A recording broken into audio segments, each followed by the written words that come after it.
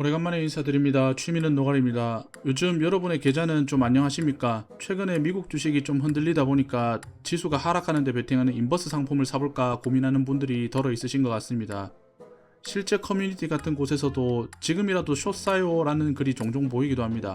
제가 스큐로 거의 1억 가까이 잃어본 이 분야의 나름 전문가 아니겠습니까? 뭔가 경기 침체가 올 것 같고 하락장이 이제 스타트할 것 같은 느낌인데, 오늘의 주제는 그럼에도 불구하고 절대 숏을 치면 안 되는 9가지 이유에 대해서 말씀드리려고 합니다. 간단한 내용이지만 영상 끝까지 시청하시면 숏에 대한 욕구가 좀 가라앉으실 겁니다. 바로 시작하겠습니다. 1. 결국 미국 주식은 오른다. 이걸 모르는 사람이 있을까요?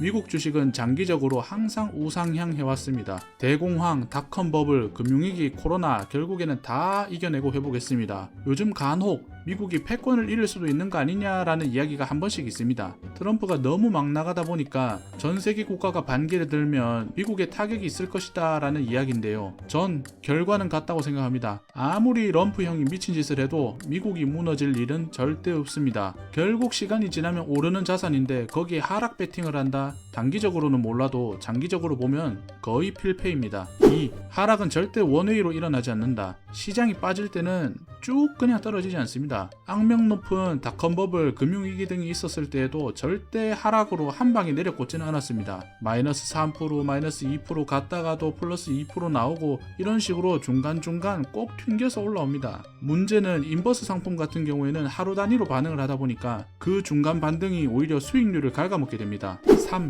바닥은 아무도 모른다. 지금이 바닥일까 더 내릴까 이거는 워렌 버핏 하레비가 와도 모릅니다. 대부분은 하락이 한참 온 뒤에 그때서야 인버스를 삽니다. 원래는 내 주식을 굳건히 존버해야겠다라고 맹세를 했는데 계속 하락하다 보니까 그 믿음이 결국 깨지는 거죠. 그렇게 이미 다 빠지고 반등 직전에 개미들은 진입하게 됩니다. 하락장이 끝날 때 들어가는 것이 개미 투자자의 숙명입니다.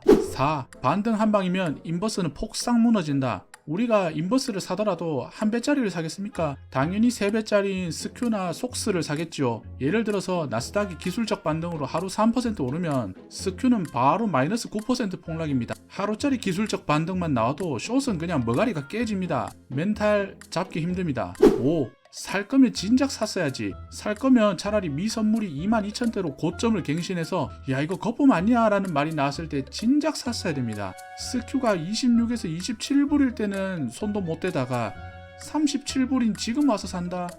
글쎄요. 그리고 인버스는 방향도 방향이지만 타이밍이 훨씬 중요합니다. 하루 이틀만 진입이 늦어도 수익률이 확 달라집니다. 그리고 우리가 하락할 것을 예상하지만 정작 그 하락이 내 생각보다 일찍 올지 혹은 늦게 올지 감을 잡을 수가 없습니다. 6. 방향이 맞아도 수익이 안 날 수가 있다. 실제로 시장은 하락을 했습니다. 그런데 인버스 수익률이 기대보다 대부분은 낮습니다. 이유는 리밸런싱 구조 때문입니다. 매일매일 수익률을 계산해서 리셋이 되다 보니까 시장 전체가 결론적으로는 마이너스 3%가 빠졌더라도 중간에 플러스 1%가 껴있으면 수익률이 깎이게 되는 구조입니다. 이거는 제가 예시를 띄워서 드리겠습니다. 7. 지수가 박스권에서는 복리 손실이 누적된다. 시장이 플러스 2%, 마이너스 2%, 플러스 2%, 마이너스 2% 이렇게 왔다 갔다만 해도 인버스는 그냥 질질 녹습니다. 왜냐면 기준가가 매일 바뀌고 복리 구조로 작용하기 때문이죠. 이럴 땐 방향을 맞추건 틀리건 그냥 구조적으로 잃게 됩니다. 8. 단타용인데 멘탈은 장타처럼 끌려간다. 인버스는 하더라도 원래 단타용입니다. 하루 이틀 급락에 대응하는 용도입니다. 그런데 손실이 나기 시작하면 조금만 더 버티자 하면서 결국 몇 주 몇 달 끌고 가게 됩니다. 결론은 마이너스 30% 마이너스 40% 손실 나거나